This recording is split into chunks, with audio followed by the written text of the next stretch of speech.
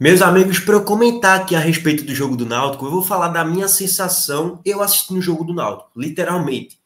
Os jogos de Ituano e Náutico, que terminou 0-0, e esse jogo de Brusque e Náutico, foram um dos piores jogos da Série B que eu já assisti. Assim, ele tá ranqueado, eu acho que eu vou chegar na 38ª rodada e eu vou lembrar desses dois jogos, porque foram muito ruins mesmo, assim, para você acompanhar, você se conectar com o jogo de fato. Então, assim, foi mais um jogo sofrível do Náutico que o que mais importou foi o resultado. Se eu fosse colocar aqui para vocês o que você consegue extrair de bom desse jogo do Náutico contra o Brusque, você fala, ó, o resultado é só isso que foi o principal, de fato. O Náutico mais jogo sofrível, mas o que importou foram os 3 pontos. E a Série B tá tão maluca, rapaziada, que o Náutico, quando tava perdendo o jogo de 1-0, o Náutico tava na vice-lanterna da Série B. Vice-lanterna onde tá a Macaca, a Ponte Preta.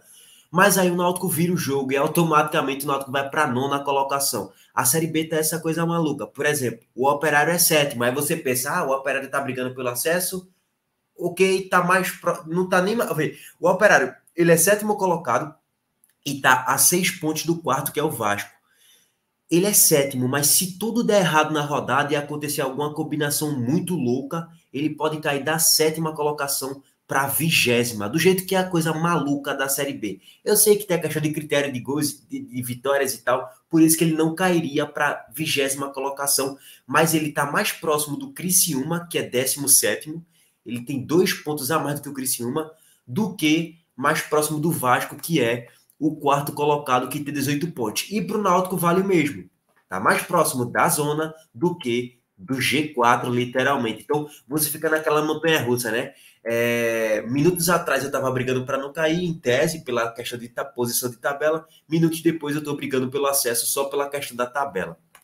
Gente, eu não vou aqui focar na análise do jogo, porque eu vou me limitar e falar, gente, eu não consigo analisar esse jogo. Se eu fosse resumir para vocês o jogo, eu colocaria os gols em tela e já era. O Náutico sofre um gol no primeiro tempo infantil.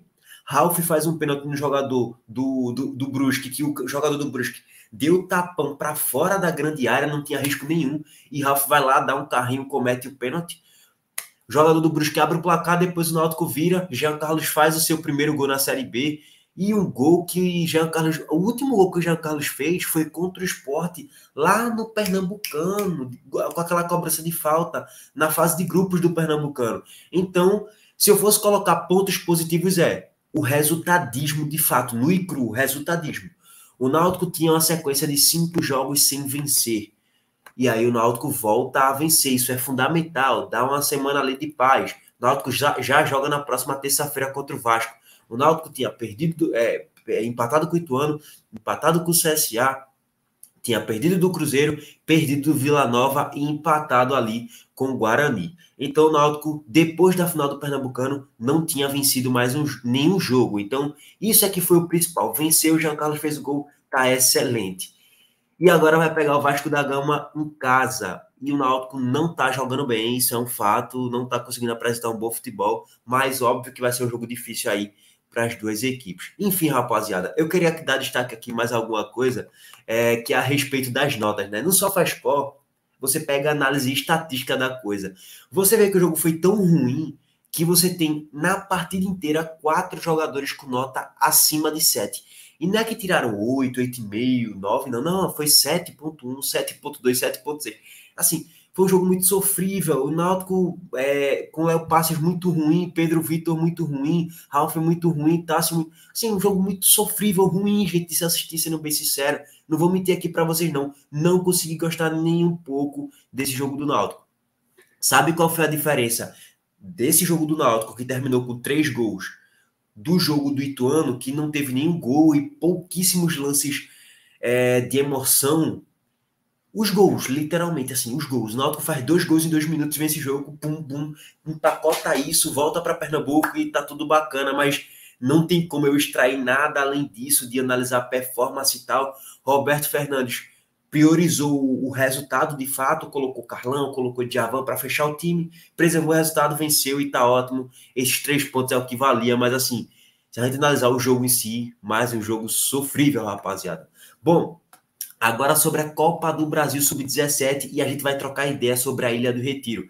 E eu já adianto o porquê a Ilha do Retiro alaga, o porquê a Ilha do Retiro alagou nesse período de chuva agora, na última semana, e porque o gramado dos Aflitos conseguiu suportar e do Arruda também. Tem gente que não sabe disso, tem muita gente que sabe, eu tenho que colocar informação de qualquer forma para vocês. Primeiro, a Ilha do Retiro foi construída sobre aterro de mangue. A Ilha do Retiro foi construída no mangue, literalmente, sobre aterro de mangue. Então, mesmo que a drenagem não seja tão boa, quando a maré subir literalmente, e como o terreno do esporte da Ilha do Retiro é construída sob o mangue, eu vou compartilhar aqui em tela para vocês a imagem de como é que ficou a ilha, mesmo que a drenagem funcione, ela não vai conseguir suportar porque é construída sob aterro de mangue. E aí, automaticamente, a maré sobe. A maré sobe porque quando chove muito, a maré sobe e aí isso prejudica aí e alaga o gramado da Ilha do Retiro. E aí, o que é que se pretende fazer, rapaziada? Segundo o Fortunato Russo, ele disse o seguinte: faríamos a troca do solo argiloso para um solo arenoso, toda a modernização do sistema de drenagem e mais toda a troca aí do sistema de gramas. Explica o vice-presidente patrimonial do clube, Fortunato Russo. Então é literalmente isso. O esporte pretende fazer uma reforma na Ilha do Retiro, mas essa reforma não vai acontecer esse mês ou mês que vem. Tem tudo para acontecer, ainda vai se aprovar um orçamento, isso é um papo para depois, que eu venho colocar em tela para vocês mais detalhes, mas tem tudo para acontecer essa reforma no final do ano, depois que acabar o Brasileirão Série B, depois que acontecer ali o período de verão acontecer e tal, lá no final do ano, o esporte pretende aí fazer essa reforma na Ilha do Retiro em termos de gramados. Inclusive, o próprio presidente assume que nesse momento a gestão dele é ruim em termos de atrair público para a Ilha do Retiro e causar uma boa, vamos dizer assim, uma boa sensação. Eu fiz um vídeo sobre isso, eu vou deixar aí no card, rapaziada. E de fato, tem um torcedor, por exemplo, que é membro lá do canal, a Cássio, ele fala: meu irmão, quando o Sport joga na Arena Pernambuco, eu levo minha família, porque ele mora na Paraíba, né? Aí ele se desloca, vai para a Arena, a estrutura de fato é muito melhor, é outro patamar, é a Arena Pernambuco, e a estrutura da Ilha do Retiro não é boa. E quando eu vai jogar na ilha, ele fala: eu não levo minha família. E se eu for para a ilha, eu vou só, não levo minha família, porque de fato a estrutura é ruim. O esporte precisa de uma modernização, sim, na Ilha do Retiro, além do gramado também, ali nas arquibancadas, na parte da infraestrutura de fato como um todo. Bom, e para finalizar sobre essa questão de gramado, tem um ponto negativo. Para mim isso aqui é um absurdo, tá? Eu não sei se tu acha, mas Copa do Brasil Sub-17. Sport e Palmeiras tem nova mudança e é transferido para o Arruda. Para mim isso é um absurdo, tá? Eu não sei como é que vai funcionar a situação de abertura ao público. Eu acho que vai ser uma abertura ao público normal. Acho que vai ser aberto ao público. Por que não colocar na Arena Pernambuco? O que é que foi feito? Devido às chuvas e alagamentos na Ilha do Retiro e ter perspectiva de chuva daqui para lá, poder atrapalhar o gramado, tá se colocando o jogo pro Arruda. E no Arruda, a Inferno Coral, tal, pá, aí a torcida jovem chega lá para acompanhar o jogo. Pode ter algum tipo de confusão antes de começar o jogo por briga de organizada, não sei como é que vai acontecer isso.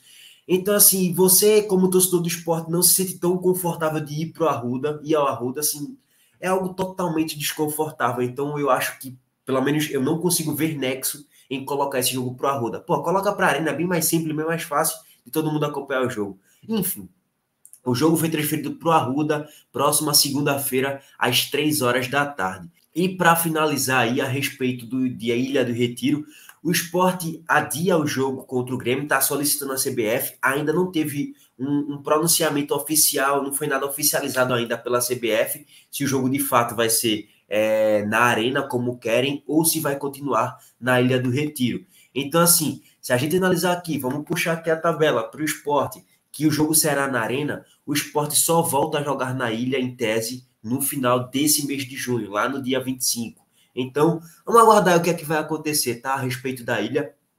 Mas eu acho que seria interessante o Sport transferir esse jogo para a ilha, para a Arena Pernambuco. Se especula que vai ser no próximo sábado, né? Pelo fato da Arena comportar mais pessoas, o público seria melhor, mais renda de bilheteria. E a questão do gramado teria uma segurança maior, que a drenagem iria funcionar e que o gramado não ia ficar ruim. Então seria bom para todo mundo se esse jogo for transferido aí para a Arena. O que se especula é que será no próximo sábado às 4 horas da tarde, tá? Enfim, vamos aguardar aí no que é que vai dar. Deixa o teu like, comenta aí o que é que tu acha, ativa o sino, todos e todos, e tamo junto. Valeu!